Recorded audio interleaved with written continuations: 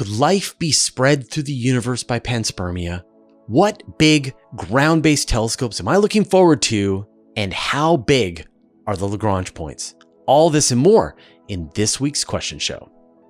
Welcome to the question show. Your questions, my answers, wherever you are across my channel. If a question pops into your brain, just write it down. I will gather them up and I will answer them here. All right, let's get into the questions. Aaron Calhoun, what do you think about life being spread by panspermia? I'm just a journalist, not a scientist, so I have no opinion about whether or not life is being spread by panspermia, but scientists do have opinions about whether or not life is being spread by panspermia. And so the idea of panspermia is that you could take an asteroid and you could smash it into a planet. And then the debris from that asteroid strike would go into orbit and potentially even go on an escape trajectory that would take it out into, say, a solar orbit. And then that debris, those rocks, could land on the atmosphere of another planet like Venus or Mars, and then enter the atmosphere and then land. And we see this. I mean, we find meteorites from Mars here on Earth. So we know that rocks can make the journey from world to world here inside the solar system.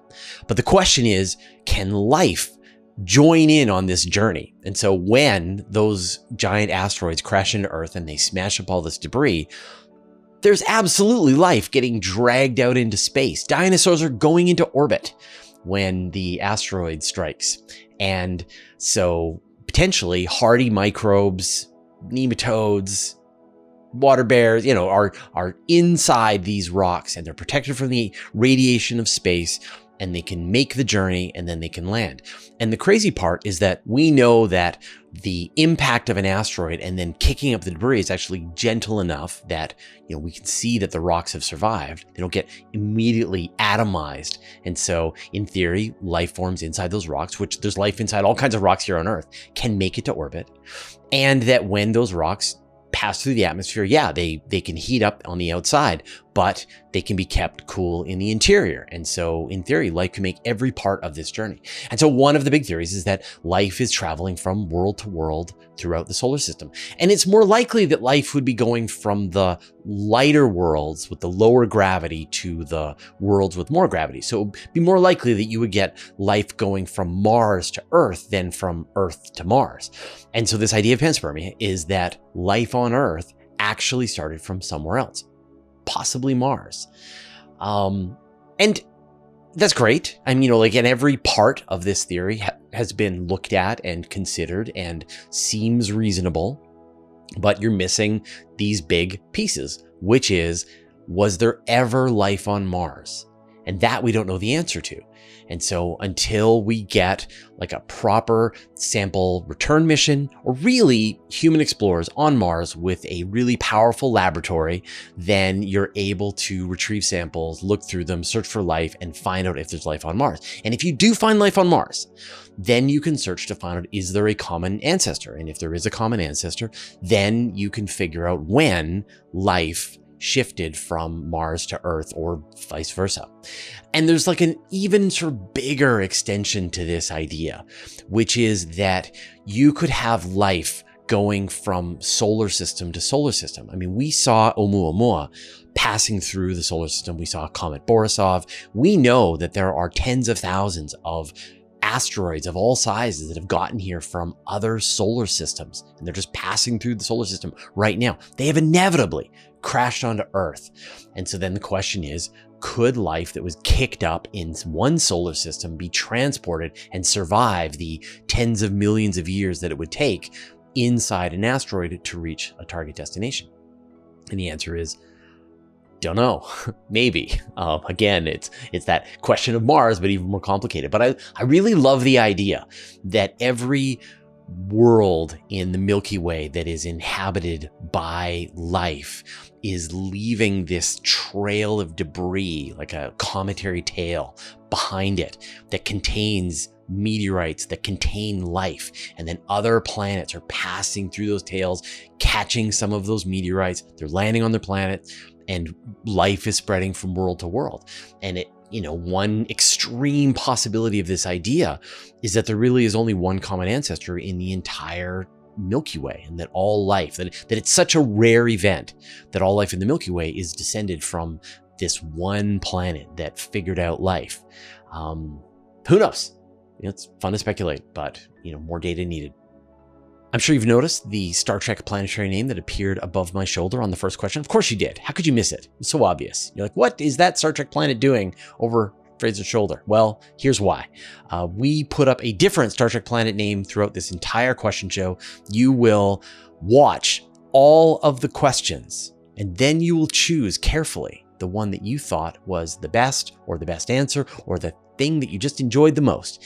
And so we will then add up all of the votes and we will celebrate it next week. You just put the word into the comments down below, and that's what we count up. So last week, the winning vote was smack dab. Can any extremophiles on Earth survive if we brought them to Mars? So thank you everyone for voting, telling us which you thought was the best, and we'll do this again this week. So just watch to the end to see the code words. Connor Arroyo, what Earth-based telescopes are you most looking forward to? So those of you who've watched this channel for a while know the big telescopes that I'm really looking forward to, but there's like two main telescopes that you should be keeping your eye on for the next couple of years. The first, of course, is the Vera Rubin Observatory. This is the telescope that is almost complete, and we should be seeing first light at the end of this year. And the purpose of the Vera Rubin Observatory is to image the entire southern night sky every couple of nights. It's an enormous mirror. It has probably the largest digital camera that's ever been made, and it will take these really deep, really sensitive images of the entire sky. And then 3 days later, it'll come back and take another picture of it. And then 3 days later. And so what you're going to get is the ability to compare image after image after image. And so you'll get, say, 100 images over the course of a year of the same spot in the sky. And then you can find, oh, you notice that an asteroid is moving through the field of view, or Planet 9 is moving through the field of view, or you see supernovas go off, or all kinds of things. And then the most exciting part are the anomalies, the things that we've never even thought of, things that have never been observed, the things that the universe was doing when we weren't looking. And Vera Rubin will give us those. And as soon as it comes online, like next, we're going to all wonder, like, when do we get one in the northern hemisphere? But we start with the southern. When do we get a space one? But Vera Rubin is going to be a total game changer. There's going to be like this constant stream of live data of all of the interesting things that Vera Rubin is finding. So like my plan is to bring together a bunch of astronomers, and then we'll just watch the data stream. And then as things are found that are interesting, we'll talk about what they are. Oh, it just found a supernova. Oh, it just found a type 1a supernova. Oh, it just found an asteroid. Oh, it just found Planet 9. And we'll be able to talk about those like in real time as these things are being discovered. And I'm really excited for that telescope. The other one that I'm really excited about is the European Extremely Large Telescope. And this is a 39-meter telescope that's being built in Chile. And it's ludicrously big. No, wait, it is overwhelming. No, it is very large. No, extremely large. So people always get a laugh out of the naming scheme that the European Southern Observatory gives their telescopes, right? They have the very large telescope. Now comes the extremely large telescope. They were planning to build the overwhelmingly large telescope, but that was canceled. So we get the extremely large, and that is just going to be a monster. And so some of the things, like, it's going to be able to do everything that, say, the very large telescope can do. It's going to have a really powerful adaptive optics system. It's going to be able to do spectroscopy. It's going to be able to image star systems. It's going to be able to detect Earth-sized planets orbiting around sun-like worlds directly. It'll be able to block the light from the star and to be able to image the faint planets that are nearby for a few close candidates. And like, that's a revolution to be able to do that and like be able to detect the atmosphere on those worlds. Now, it might not be as powerful as the upcoming Habitable Worlds Observatory, but it still is going to be such a powerful telescope compared to anything else we have, both on the ground and in space. And for quite a while, the most powerful telescope that humanity has available to it is going to be the Extremely Large Telescope. And that's coming out in 2027. And so we're just 3 years away from this monster telescope getting first light as well. And that's just two. I mean, there's the Giant Magellan Telescope, this 30-meter telescope. There is the Square Kilometer Array, which is coming out, which is going to be it's going to revolutionize radio astronomy as well. So there are just a whole group of mega telescopes coming out in just the next couple of years that are going to change our understanding of the universe from the ground. And you don't have to go to space. JK Software, just found your channel about an hour ago. Follow-up question from last week. What would it take to send telescopes to the solar gravitational lens with the current technology? Welcome to the channel. Great question. So the solar gravitational lens, this is the place. It's about 500 to 1,000 astronomical units away from the sun, where the gravity of the sun becomes a natural telescope lens that allows you to magnify anything that's on the other side. And so you could use the solar gravitational lens with just like a 1 meter telescope, could be able to see a megapixel image of an Earth-sized world orbiting around a sun-like star. Like we could see mountains and forests and cities and all that kind of stuff. But 500 astronomical units away from the sun, that is far. Like that is the kinds of distances that the Voyagers are still struggling to reach, and they've been at it for like 50 years. And so you're going to need something a lot faster. Now, I've done an interview here on the channel with Dr. Slava. He's the person who is proposing the solar gravitational lens, and he is also proposing the solution.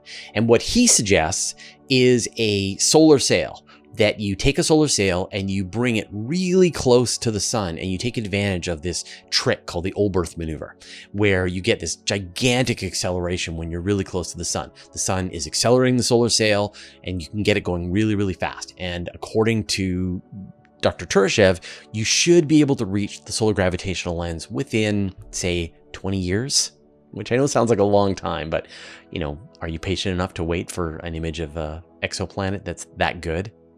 There are a lot of other ideas, and of course we're reporting on this at Universe Today all the time. There are mag sails that use the charged particles coming from the sun to accelerate to really high velocities. There are light sails where you take a laser and you point it at a solar sail and accelerate to enormous velocities. These are the ones that are proposing that you could go to, say, Proxima Centauri at 20% the speed of light. You could definitely get out to the solar gravitational lens if you wanted to.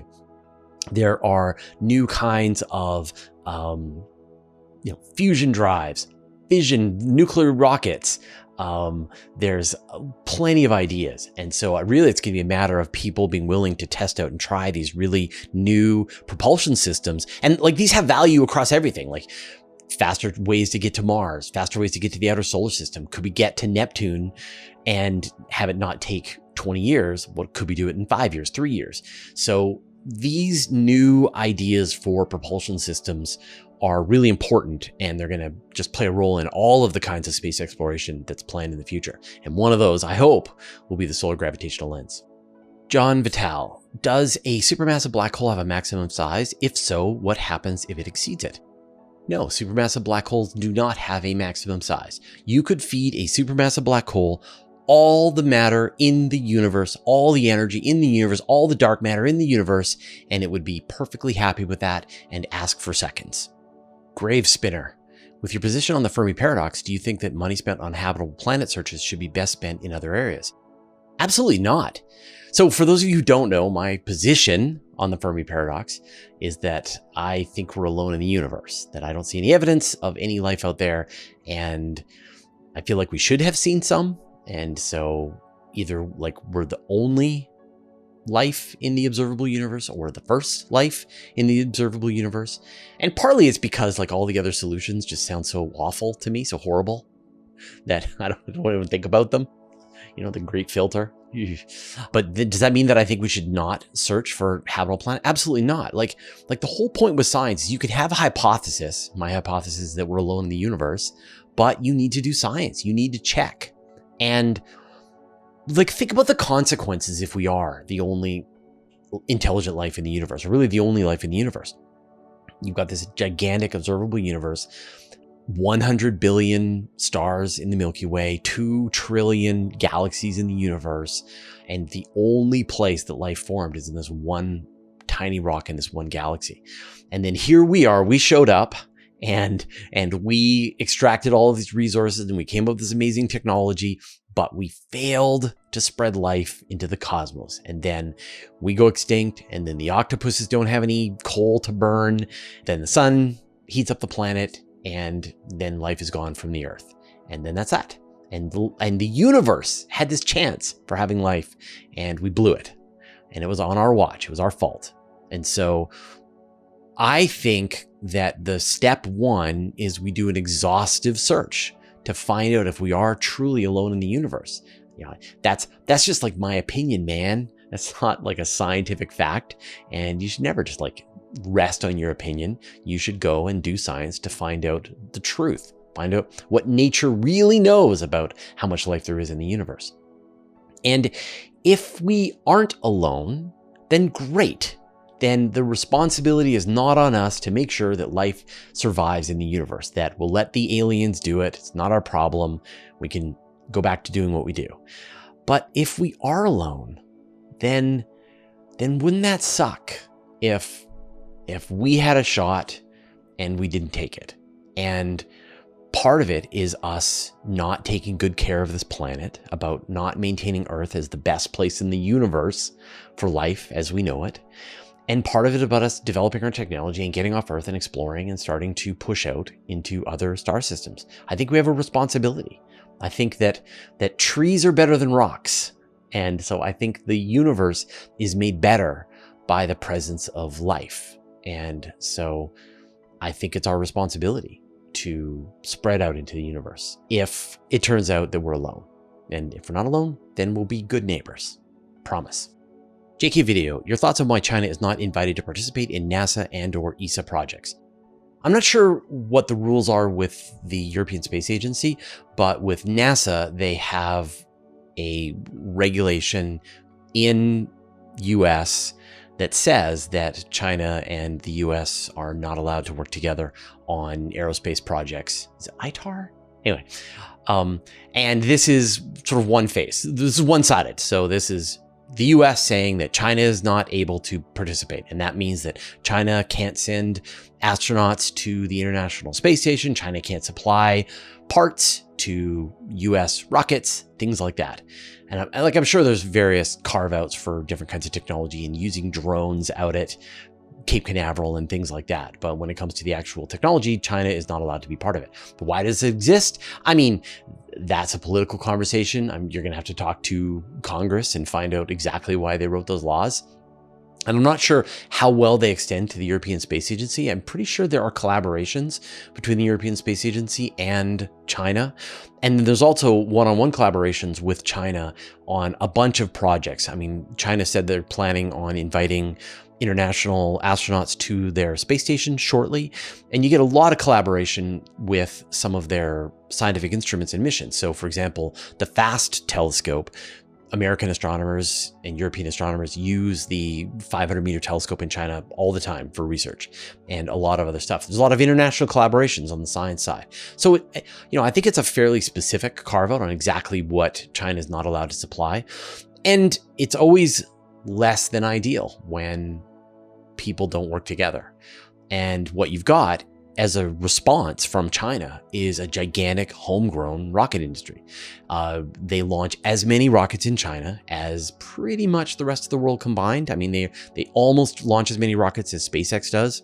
They have their own reusable space plane like the X-37B. They're working on reusable booster rockets like the Falcon 9. There was a test like today where they tested out a reusable rocket booster prototype, but they've got a bigger version coming probably next year. They're going to try and actually launch to orbit.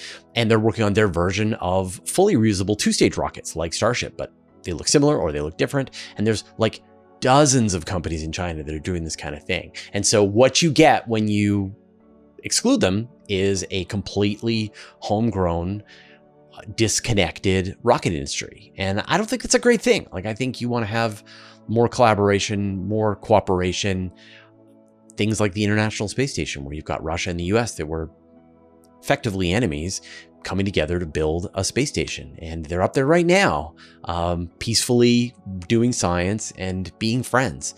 And I think it's always really important to do that. And you're going to get this completely independent space exploration plans from China. They've been retrieving samples from the moon. Then they've got another sample return mission coming. They're building a new heavy lift rocket. They are building a new lunar lander. They're building a new crew capsule to both deliver astronauts to the Chinese space station as well as to carry astronauts to and from the moon. And their plan is in 2029, they're going to send humans to the moon. And NASA just slipped to 2026.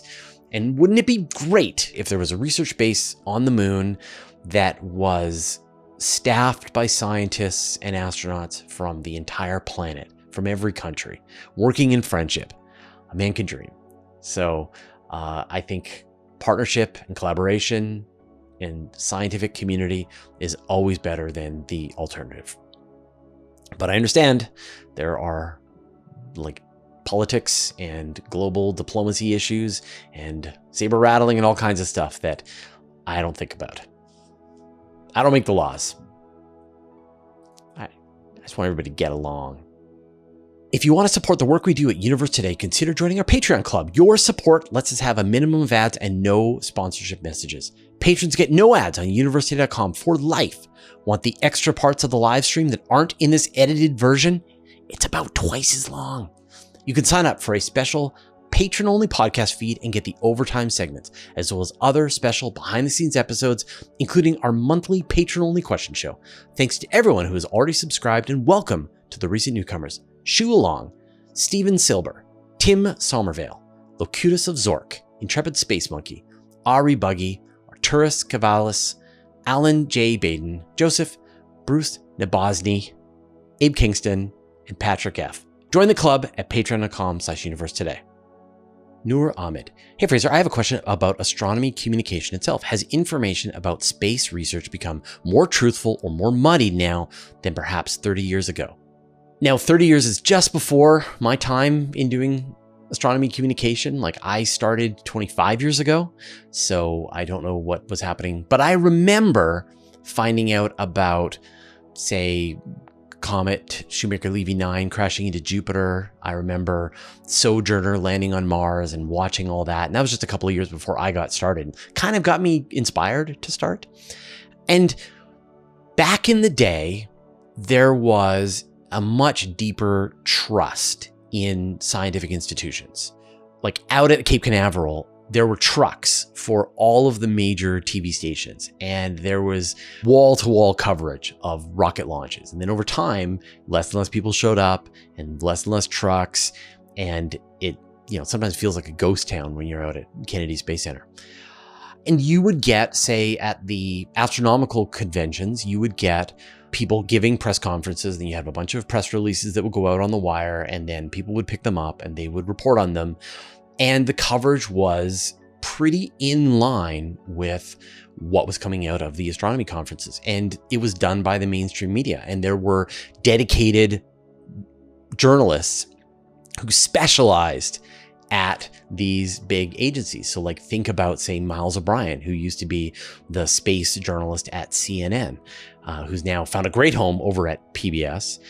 Or think about Alan Boyle, who led the space coverage over at NBC or MSNBC.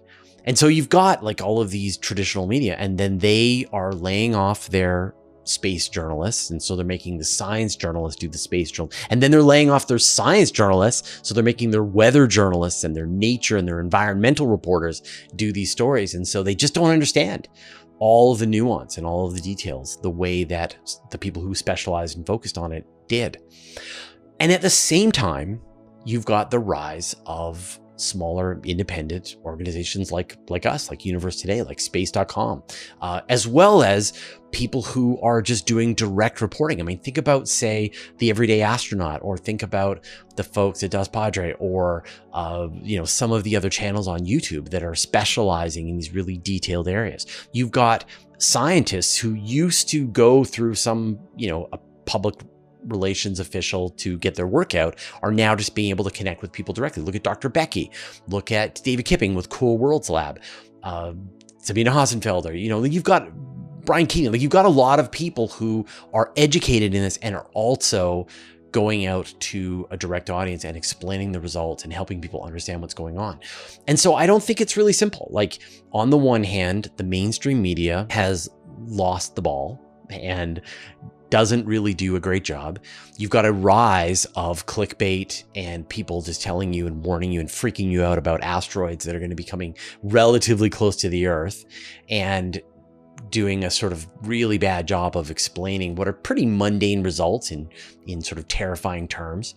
But on the other hand, you've got this really great specialized industry of space journalists. And so I think if I was to name people right now that I trust and then compare that to the people that I would have trusted 25 years ago, there's probably 10 times more people who I think are really good at space journalism than back then. And so overall, the research the reporting is way better, but also there's a lot of noise in the system. And I think it's going to become harder and harder for people to know which voices they can trust and which voices are just trying to get them to click on articles. And this is something that I've been really struggling with, which is how do we be a trusted source of news in this thing? Like, what I want is when you see us putting out a new story, you're like, oh, it's Universe Today. Okay, great. Then this is real, right? That's what I hope you see. And then when you see one of the videos on YouTube, then you're like, okay, great. I was waiting for Fraser to tell me what the scientific consensus is on this issue. And so I think things are going to get weird in the coming years. You know, we see a lot of muddied information on just the web in general. We see a lot of people with access to grind sowing misinformation, trying to confuse people. And that didn't exist in the past. Like, you didn't get this disinformation that was coming out at the same degree. So it's going to be interesting. Find people that you trust and respect and hang on to them for dear life. Michael Burke. What is the volume of space encompassed by the effects of a Lagrange point? How big can we make the craft? So Lagrange points, these are the 5 stable points that you get when you have a very massive object orbiting an even more massive object. There are 5 Lagrange points between the Earth and the Sun, 5 between the Earth and the Moon, 5 between the Sun and Jupiter, and so on. Now, 3 of the Lagrange points, the ones that line up, L1, 2, and 3, are unstable. And so imagine them as like the tippy top of a mountain. And as long as you perch up at the top of the mountain, you're not going to need very much energy to remain at the top of that mountain. But as soon as you start to roll down the side of that mountain, you're going to need more and more energy to get yourself back up to the top of the mountain. And so all of the energy that you spend is pushing yourself back up onto the mountain, right? With the L4 and the L5 point, they are like the bottom of a valley, that once you get into the Lagrange point and you're in that area, it actually takes energy to get out of it again to go somewhere else. And so you're just going to end up in that place effectively forever. And you're asking, how big are they? Well, Lagrange points aren't points because everything is an ellipse. And so when you think about the Earth's orbit around the sun, it is not a perfect circle. It is an ellipse. The sun is farther from us sometimes. The sun is closer from us than sometimes. And so think instead of the Lagrange point as a Lagrange blob. Not only that, but you have the interactions of, say, the moon that's orbiting around it. So you have the interactions of Jupiter, which is pretty enormous, plus Saturn, plus all of that. And so it's constantly warping and changing the sizes and shapes of these Lagrange blobs. And that's why you can't just go and put a spacecraft perfectly at the Lagrange point and just hang there forever. The point is moving, the blob is shifting. You could average out all of the gravity of all the places in the solar system, and it now turns out that the Lagrange point is 100 kilometers to your left. And so you have to sort of keep yourself oriented as close as you can to the center. And with the L4 and the L5, there are actually these quite large regions that take up several degrees of the Earth's orbit around the sun, for example. And so things aren't stuck in this one point inside the L4 point. It's actually just this giant chaotic rolling orbit of objects that are moving around inside this zone. And the shape and the size of it just depends on all of the gravity of all of the objects that are interacting, as well as, the mass of the thing that you put in there. There's a lot of variables. And so, how big can you make the craft?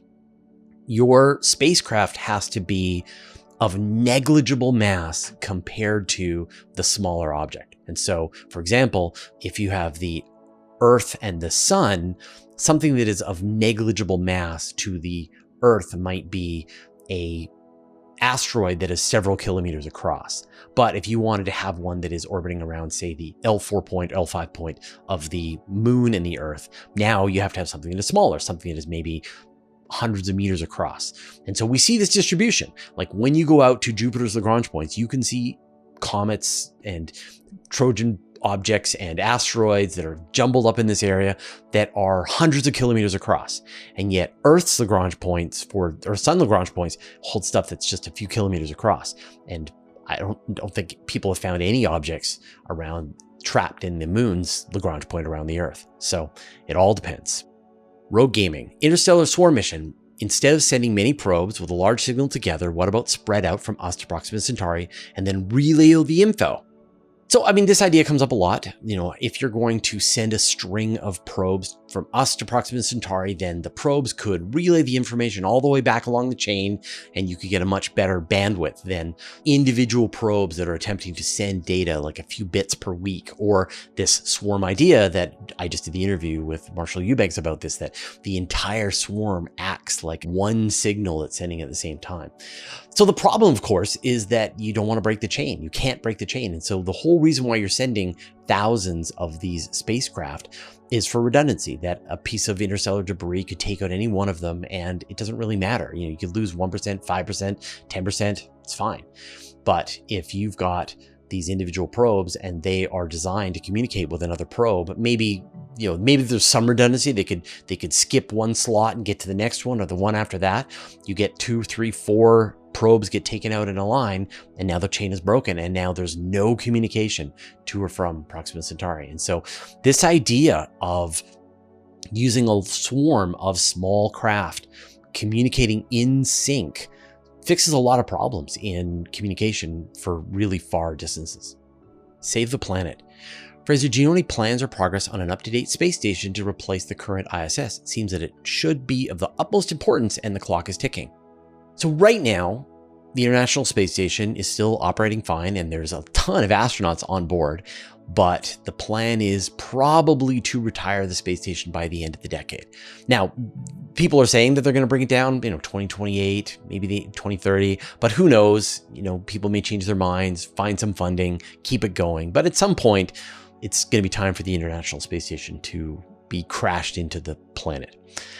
Into the ocean graveyard of the Pacific? Anyway, harmlessly. And so what have you got left? You've got the Chinese space station, which is fairly new and is going to be operating probably for a couple of decades with additions and enhancements and new modules and new crew swaps. So that's going to be working in low Earth orbit. NASA is shifting its focus to the Deep Space Gateway. That is going to be their space station that is out in a orbit that sort of takes it close and far from the moon. And this is going to be testing out keeping humans alive in deep space. Would NASA love to have a space station in low Earth orbit and the Deep Space Gateway? Absolutely. But they don't get that kind of funding. And so they had to choose. And since the plan is to send humans to the moon, they're having to build technology that supports the plan. You've also got private space stations. And so there are plans to dock a private space station module to the International Space Station, and when the time is right, you may get parts of the space station detached into a new private station, and then the rest of it is deorbited. That's the plan right now. Now, there's a lot of really great ideas, and we report on them all the time about inflatable space stations and rotating space stations that would test out artificial gravity in space and various private space station ideas. But right now, there's nothing that is absolutely concrete that is for sure going to happen except for the Chinese space station and the Deep Space Gateway. Hooded top. If all the scientists in the world came together and really worked on a faster interstellar travel method, would it not be better for us in the long run? Have you ever read Project Hail Mary? This is the new book by Andy Weir. You get that example where there is this existential crisis for planet Earth, and so they need to develop an interstellar mission ASAP, and so they do. And you get there's no limit to what people are able to do to accomplish this goal. And it's cool. It's great. The reality is that there is no great benefit to an interstellar mission for us today. Yes, we could get some scientific questions answered more quickly than we could, if we waited longer for the technology to come along. All we can do is satisfy our curiosity. That's the only thing that interstellar travel gives us, is satisfying our curiosity about the universe. Can we get some pictures up close of Proxima Centauri? That would be cool, but it doesn't give us any practical value. And that's fine. That's curiosity, that's exploration. It's what humans do. So In the long run, I don't think so. I think that this technology will be developed at the pace that it gets developed as people see the need. And although there are certain scientific questions that I would love to see the answers to, I'm patient. So, Robert Heimharsh, I realize every star is different, but how accurate is the Goldilocks zone relative to a star? So the Goldilocks zone, the other term for this is the habitable zone. And this is a region around the star where on the inner side of this habitable zone, water can't exist because the radiation is too strong and it will boil the water away on the surface of a planet. And on the outer part of that, liquid water can't exist, that the average temperature on the planet is going to be frozen and you'll just have an ice ball. And then in between, there is the potential for liquid water on the surface of a world. But it is a really kind of mushy distinction. So here in the solar system, for example, the habitable zone around the sun extends from just inside the orbit of Venus, includes Earth, and goes out beyond the orbit of Mars. And so if the atmosphere of Venus was significantly different, if the composition of Mars, the size, the mass, and the atmosphere were significantly different, you could fine tune both Venus and Mars to get a habitable world kind of like Earth. Now, it might be a little warmer on Venus, really hard to sort of completely get rid of that excess heat, and it might be kind of chillier on Mars, but you could definitely get liquid water on the surface of both worlds. And so it's more about the composition of the planet and about the atmosphere of the world. And even now, astronomers are starting to come up with other scenarios, different kinds of atmospheres that totally change what the habitable zone is around the star. You look at, say, these Haitian worlds, these water worlds with a thick hydrogen atmosphere, and they could maintain a liquid water surface well out into the asteroid belt, almost all the way to Jupiter. They could have liquid water on the surface when they're orbiting around some rogue planet floating in space. And then, of course, you get the ice worlds, the ones that are going to have liquid water underneath a thick shell of ice, like Europa, Enceladus. There could be life there. And so it is a really just rough sketch that just says, habitable zone here. Let's look for planets there. It doesn't mean that anything that's in the habitable zone is going to be habitable. And it doesn't mean that things outside of the habitable zone won't be habitable. It's just a good place to start.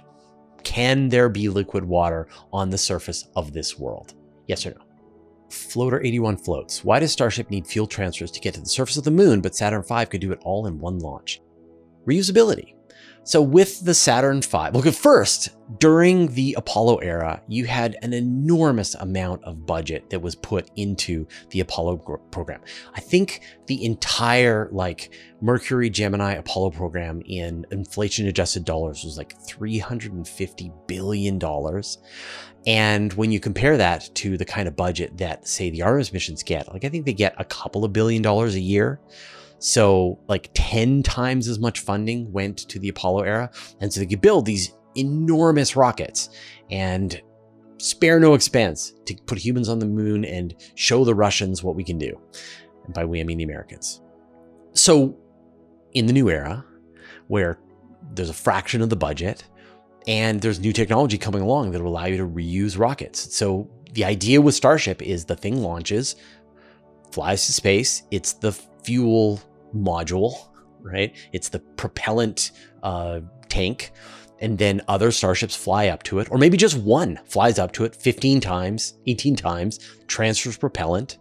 And then the human landing system flies up to the propellant system, transfers all the fuel, flies out to the moon, and then goes into orbit around the moon. And then every time astronauts arrive at the moon, they get into the lander, they go down to the moon, they come back up to their capsule, and then they fly home. And so now you don't have to have a separate lander. It's done. You've got this lander. Yeah, you may have to refuel it from time to time, but we're moving into this era of reusability and still trying to sort out. And so if you want to dispose of the whole system, yeah, you could redo the Saturn V. But if you want something that is more sustainable, reusable, that is moving towards this future infrastructure of humanity living in space, it's going to be this new model. Now, I agree that it is a risky, complicated, there's all kinds of things that could go wrong, and we're all going to wait to see. And I know a lot of people are going to be really happy to watch this fail, and I don't think you should. I think that you want this to succeed. It's ambitious, but it will be great if it actually does work.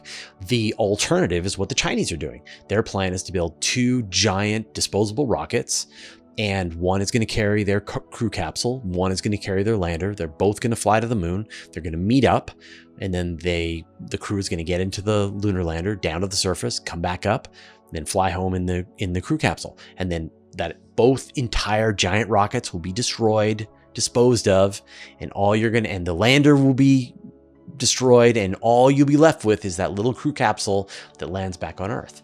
And there's no reusability at all. Like the future, like the big plan is that you've got the Deep Space Gateway, where is a home to astronauts for a long period of time, for weeks at a time, maybe months at a time. And there is the human landing system that is docking from the moon to the gateway, back down to the moon, and going back and forth and ferrying astronauts to and from the moon. And maybe there's some propellant factory down on the surface of the moon that's refilling it. And then you've got some ideally reusable, maybe it's Starship, that is flying from Earth to the moon, delivering astronauts, and every part of this system is being reused. And if they can pull that together, big if, then that's a dramatically new way of doing space exploration. And so I think it's important to look forward. Don't look back. Think about, what have we learned so far? What's possible? And build the kind of system that supports a long-term presence in space. David Friedman, hasn't the space race demonstrated international rivalry can also drive space exploration? I don't doubt that cooperation works too, but might some friendly competition not give us faster moon exploration? I think competition only gets you so far. I mean, we saw the international competition for sending the first satellite into space with Sputnik. We saw the first human to orbit the Earth with Yuri Gagarin. We saw the first docking, first spacewalk, and then we saw the first humans on the moon, and then nothing. Yeah, we saw the space shuttle. We saw the International Space Station, but it didn't, a lot of people feel like space exploration went into the doldrums at that point, because once the goal has been achieved of setting humans on the moon, then the need for this investment and this competition is over. When you compare that to historical investments in infrastructure, like when people figured out trains and were investing like many percent of their entire gross domestic product on building train infrastructure or fiber optics or cell networks, things that allow the sort of future use of this kind of resource, then it's around and it's here to stay, as opposed to just a race. Competition is like dirty fuel, and cooperation and just building infrastructure is a much cleaner fuel, in my opinion. And we're seeing it right now. Like there's some stories coming out today about how people in Congress are starting to get a little nervous about how China is progressing in its going to the moon. And so that's what it took, was for people to start getting freaked out about another country getting to the moon first. But even though the US have already been to the moon, right? So it doesn't matter. No, I think that's a bad way to align your incentives. You've got to just figure out, what are we curious about? Where do we want to explore next? What do we want our capabilities to become in the future? What infrastructure is important for us to have a more robust and creative economy down the road, and sustainable? And I think that's how you should approach it. And cooperation, trade. I mean, think about an iPhone. You've got bits and pieces that are coming together from this gigantic international network of parts and places and people to bring this one thing together. And that's couldn't be done without an international cooperation. So no, I think time after time, cooperation is way better than competition. All right, those are all the questions that we got this week. Thank you, everyone, for joining me for the live show, as well as everybody who asked questions in the YouTube comments. Now, we do this show every Monday at 5 p.m. Pacific time. So if you want to join in the live show, and it's like twice as long, and you can ask questions and follow on questions, and I chat with the chat. We do this every Monday, 5 p.m. Pacific, here on the channel. All right, I'm going to shamelessly self-promote something I'm really excited about in a second. But first, I'd like to thank our patrons. Thanks to Abe Kingston, Andrew M. Gross, Antonio Lofi-Lara, David Giltonan, Dougie Stewart, Dustin Cable, George, Hey Twyla, Jeremy Mattern, Jordan Young, Josh Schultz, Mark Ansis, Stephen Krasaki, and Vlad Shiplin, who support us at the Master of the Universe level, and all of our patrons. All your support means the universe to us. Those of you who don't know, I write a weekly email newsletter that goes out to 70,000 people. And we just crossed that line, 70,000 people, which I'm really excited about. So I write every Friday, haven't missed it for hundreds and hundreds of weeks. And if you want to get like it's a deep overview of all of the space news that's come out in the last week, not just the stuff that I talk about in Space Bites, but like 30 to 40 stories that we're covering over at Universe Today, as well as other links to stories that we're not covering, but people who I really respect who are writing on the subject. You should definitely sign up to the newsletter. Go to universetoday.com/newsletter to sign up. You can become the 70,000th and first person. All right. Thanks, and we'll see you next week.